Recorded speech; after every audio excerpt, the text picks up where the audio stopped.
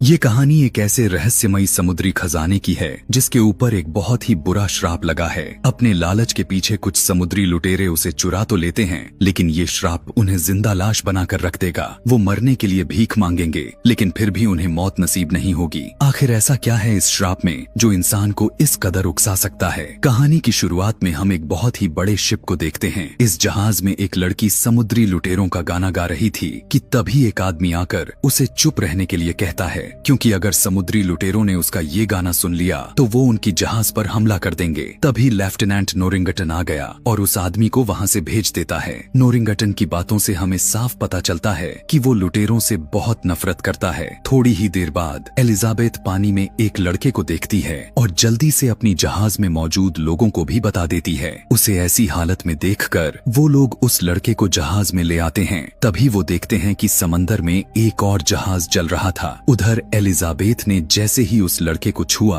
उसी वक्त उसे होश आ जाता है। एलिजाबेथ उसे कहती है कि मेरा नाम एलिजाबेथ है, जिस पर वो लड़का भी अपना नाम विल टर्नर बताता है और इतना कहते ही वो फिर से बेहोश होता है। फिर एलिजाबेथ उसके गले में एक लुटेरों का लॉकेट देखती है और समझ जाती है कि वो एक लुटेरा है, लेकिन उसने इस बारे में किसी को भी नहीं बताया और वो लॉकेट अपने पास रख लेती है। इसके बाद हमें प्रेजेंट में एलिजाबेथ को दिखाया जाता है, जो कि अब बड़ी हो चुकी है। उसके पास अभी भी विल का लॉकेट था जिसे वो अपने गले में डाल लेती है। उसकी वक्त एलिजाबेथ के पास उसके डैड, जो कि पोर्ट रॉयल के गवर्नर हैं, वो उसके लिए एक तोहफा लेकर आते हैं जिसके अंदर एक सुंदर सी ड्रेस थी। इसके बाद हम विल को देखते हैं, जो कि अब एक लोहार का काम करता है और उसको अपने अतीत के बारे में कुछ भी पता नहीं है। वो आज गवर्नर के लिए एक तलवार बनाकर लेकर आया था। दोनों बातें कर ही रहे होते हैं कि तभी एलिजाबेथ भी अपने डैड की दी हुई उस ड्रेस को पहनकर नीचे आ जाती है। वो विल को देखकर बहुत ही ज्यादा खुश हो गई, लेकिन गवर्नर को अच्छा नहीं लगता है कि उसकी बेटी एक लोहार के साथ बात करे। उधर कैप्टन जैक स्पैरो भी पोर्ट रॉयल आ जाता है। वो पोर्ट रॉयल में एक जहाज को चुराने के लिए आया था कि तभी बीच में ही कुछ सिपाही उसे रोक लेते हैं। वो उन्हें सच भी बता देता है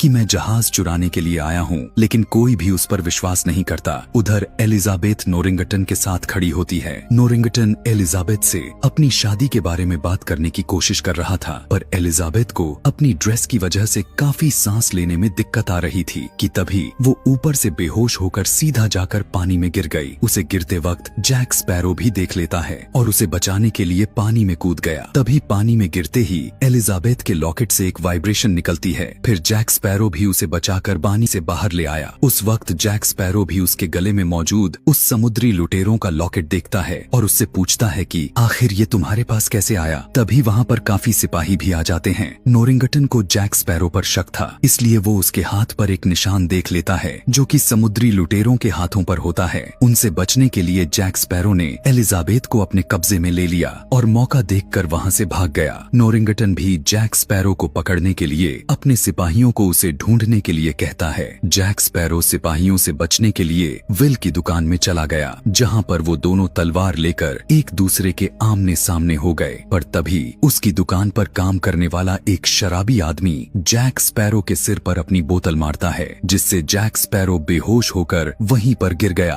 और उसे पकड़कर जेल में डाल दिया गया। उसी रात पोर्ट रॉयल पर समुद्री लुटेरे हमला कर देते हैं।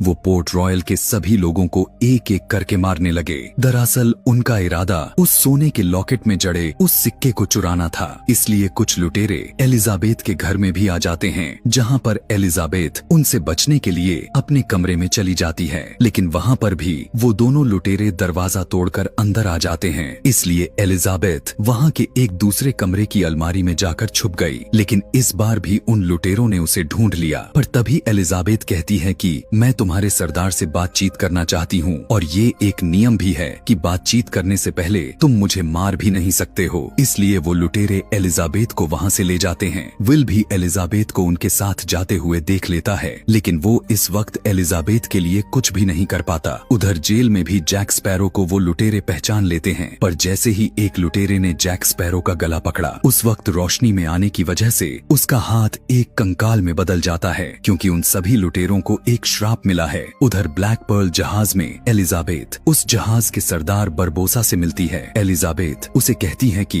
मैं चाहती हूँ कि पोर्ट रॉयल और समुद्री लुटेरों के बीच की आपसी लड़ाई हमेशा के लिए मिट जाए और तुम यहाँ से चले जाओ। लेकिन बरबोसा एलिजाबेथ की बात को टाल देता है। तभी एलिजाबेथ अपने पास रखे उस सिक्के को पानी में डालने की धमकी देती है, जिसे देखकर सभी लुटेरे काफी ज्यादा घबरा गए। उस सिक्के को देखकर बरबोसा एलिजाबेथ से उसका नाम पूछता है, जिस पर एलिजाबेथ बताती है कि मेरा नाम एलिजाबेथ टर्नर है। ये सुनकर बरबोसा कहता है कि चलो हम एक सौदा करते हैं, तुम हमें ये सिक्का दे दो, हम पोर्ट रॉयल से चले जाएंगे। एलिजाबेथ उसे वो सिक्का दे देती है, पर फिर भी वो एलिजाबेथ को अपने साथ ही ले गए। पोर्ट रॉयल में विल सीधा नोरिंगटन के पास जाकर कहता है कि हमें जल्दी से जल्दी जाकर उस ब्लैक पर्ल जहाज को ढूंढना होगा। लेकिन नोरिंगटन उसे कहता है कि हम तुम्हारी कोई मदद नहीं ले सकते क्योंकि तुम महज एक लोहार हो। ये सुनकर विल सीधा जैक स्पैरो के पास उसकी जेल में जाता है, जहाँ पर वो जैक स्पैरो से कहता है कि मैं तुम्हें इस जेल से आजाद कर सकता हूँ, पर तुम्हें मेरे साथ ब्लैक स्पैरो जहाज को ढूंढने में मदद करनी होगी। स्पैरो भी उसका साथ देने के लिए मान जाता है। बाहर आने के बाद वो दोनों इंटरसेप्टर जहाज को चुराने का प्लान बनाते हैं। अब क्योंकि उस जहाज पर काफी सारे लोग थे, इसलिए वो दोनों एक दूसरी जहाज पर चले गए और उसे लूटने का नाटक करते हैं। ये देखकर इंटरसेप्टर जहाज में मौजूद नोरिंगटन भी उन्हें देख लेता है और अपने सभी सिपाहियों को लेकर उस दूसरी जहाज में आ गया। लेकिन उसके वहां पर आते ही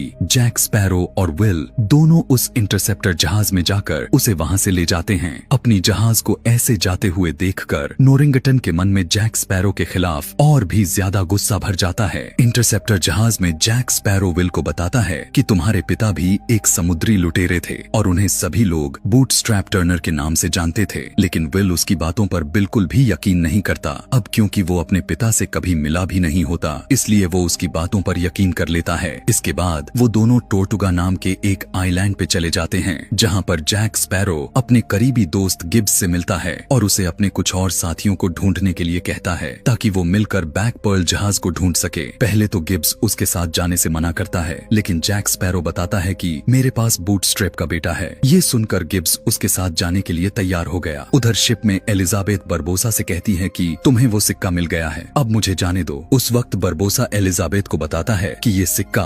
882 सोने के सिक्कों में से एक है, जिसे हरनान कॉटेज को एजटेक लोगों को मारने से रोकने के लिए दिया गया था। लेकिन कॉटेज के लालच की वजह से एजटेक देवताओं ने इस सोने पर श्राप लगा दिया। बारबोसा और उसकी क्रू ने इस सोने को ढूंढा और खर्च कर दिया और इसके बाद वो श्रापित हो गए और जिंदा होकर भी मर नहीं सकते। इस श्राप को हटाने के लिए उन्हें सारा सोना वापस करना होगा और हर क्रू सदस्य को अपना खून चढ़ाना होगा। लेकिन एक क्रू सदस्य बूटस्ट्रैप बिल का खून अब तक नहीं दिया गया था क्योंकि वो समुद्र में खो गया था। बारबोसा को लगता है कि एलिजाबेथ बूटस्ट्रैप की बेटी है और इसलिए वो उसके खून का इस्तेमाल उनके श्राप से मुक्त होने के लिए करना चाहता था। उस वक्त एलिजाबेथ बरबोसा पर हमला करके बाहर भाग जाती है, लेकिन वहाँ पर चारों तरफ मुर्दा लोगों को देखकर एलिजाबेथ काफी घबरा गई।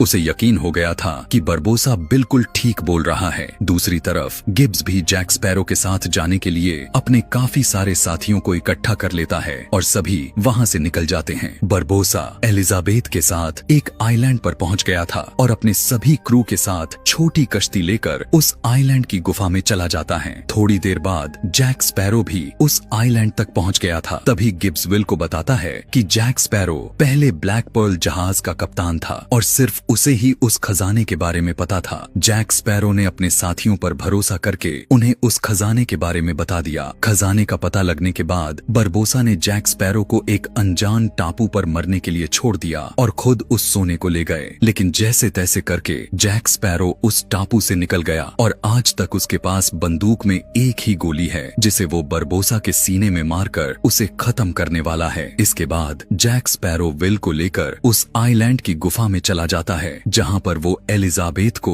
उन लुटेरों के साथ देखता है। उसी वक्त बरबोसा उस तिजोरी को खोल देता है जिसके अंदर काफी सारे सोने के सिक्के रखे हुए थे। बरबोसा एलिजाबेथ का हाथ काटकर उस पर खून लगाकर उस सिक्के को उस तिजोरी में डाल देता है, लेकिन फिर भी उनका श्राप नहीं टूटता। ये देखकर बरबोसा को बहुत गुस्सा आ गया। उसे एलिजाबेथ पर शक हो जाता है कि वो टर्नर नहीं है और वो एलिजाबेथ को एक जोर से थप्पड़ मारकर नीचे गिरा देता है। इतने में ही विल एलिजाबेथ को वहाँ से ले जाता है। तभी बरबोसा भी देख लेता है कि वहाँ पर एलिजाबेथ नहीं है, इसलिए वो अपने सभी साथियों को उन्हें ढूंढने के लिए भेज देता है और उन्हें एलिजाबेथ तो नहीं बल्कि जैक स्पैरो मिल गया था। तभी जैक स्पैरो उन लुटेरों को कहता है कि मुझे तुम्हारे सरदार से बातचीत करनी है। ये सुनकर वो लुटेरे जैक स्पैरो को मार नहीं पाते क्योंकि ये उनके नियमों के खिलाफ था। दूसरी तरफ विल एलिजाबेथ को लेकर अपनी जहाज में आ गया और नियम के मुताबिक वो पीछे रहने वाले को बचाने के लिए नहीं जाते, इसलिए वो सभी स्पैरो को बिना बचाए ही वहाँ से जाने लगते हैं। उधर बरबोसा अपने सिपाहियों को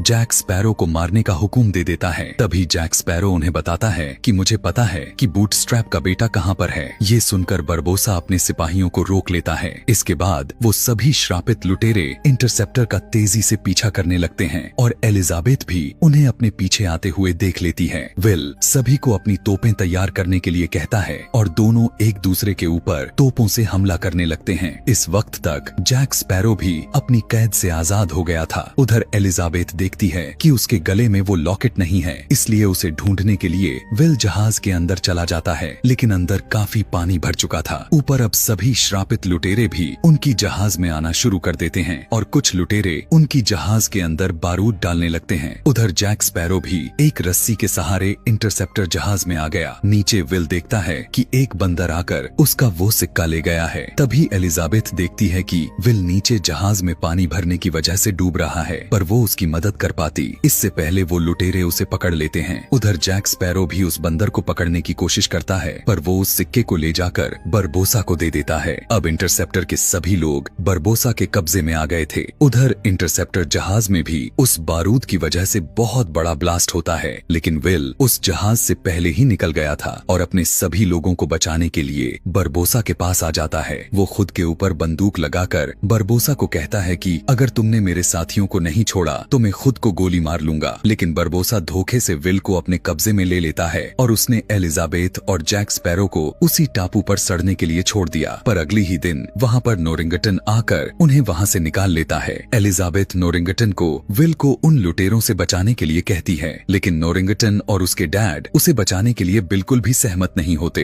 तभी एलिजाबेथ कहती है कि अगर तुमने विल को बचा लिया तो मैं तुमसे शादी कर लूंगी। ये सुनकर नोरिंगटन उसे बचाने के लिए मान जाता है और जैक स्पैरो को उस टापू पर जाने का रास्ता पूछता है। उस टापू तक पहुंचने के बाद जैक स्पैरो उन सभी को बाहर रहने के लिए कहता है और खुद एक छोटी कश्ती लेकर गुफा के अंदर चला गया। अंदर बरबोसा विल को मारने ही वाला था कि तभी वहाँ पर जैक स्पैरो आकर उसे ऐसा करने से रोक लेता है। वो उन्हें बताता है कि बाहर गवर्नर के बहुत सारे सिपाही खड़े हैं और अगर तुमने इसे अभी मार दिया तो तुम इंसान बन जाओगे और बाहर जाने के बाद वो सिपाही तुम्हें मार देंगे, इसलिए पहले तुम उन्हें जाकर खत्म कराओ। उन्हें हराने के बाद तुम 2 जहाजों के कप्तान बन जाओ। ये सुनकर बरबोसा उसकी बात मान लेता है और अपने लुटेरों को उन्हें खत्म करने के लिए भेज देता है।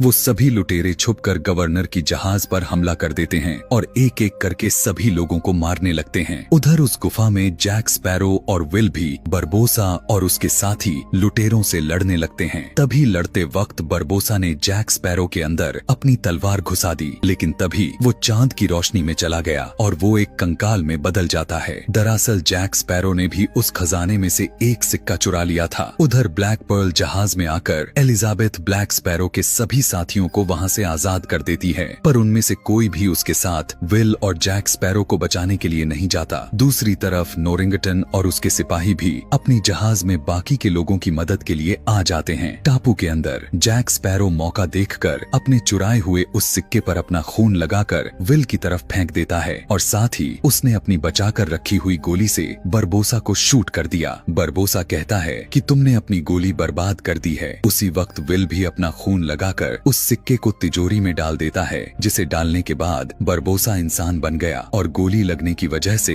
वो मारा जाता है। शिप में भी अब सभी लुटेरे इंसान बन गए थे, इसलिए वो अपनी जान बचाने के लिए पोर्ट रॉयल सिपाहियों के आगे हार मान लेते हैं। इसके बाद हमें सीधा पोर्ट रॉयल का सीन दिखाया जाता है, जहाँ पर आज जैक स्पैरो को सभी के सामने फांसी की सजा मिलने वाली थी। तभी वहाँ पर विल भी आ जाता है। वहाँ पर आते ही विल सबसे पहले एलिजाबेथ को अपने प्यार का इजहार करता है और इसके बाद सीधा जैक स्पैरो को बचाने के लिए चला गया। वो गवर्नर के सिपाहियों के साथ लड़ते हुए जैक स्पैरो को उस फांसी के फंदे से उतार लेता है और इसके बाद दोनों वहां से साथ मिलकर भागने लगते हैं। लेकिन वो दोनों ज्यादा दूर भाग नहीं पाते और सिपाहियों ने उन्हें चारों तरफ से घेर लिया। वो सिपाही उन दोनों को मारने ही वाले थे कि तभी एलिजाबेथ उन्हें आकर बचा लेती है और उन्हें एक और मौका देने के लिए कहती है। एलिजाबेथ की बातें सुनकर गवर्नर भी जैक स्पैरो को एक और मौका दे देता है। उसी वक्त जैक स्पैरो वहीं पर बैठे एक तोते को देखता है, जिसे देखकर वो समझ गया था कि उसके साथी यहीं कहीं हैं। इसलिए वो ऊपर से ही समंदर में कूद जाता है, जहां पर उसके साथी ब्लैक पर्ल जहाज लेकर आए हुए थे। ऊपर गवर्नर भी अपनी बेटी एलिजाबेथ की शादी विल से करवाने के लिए मान गया था और दूसरी तरफ जैक स्पैरो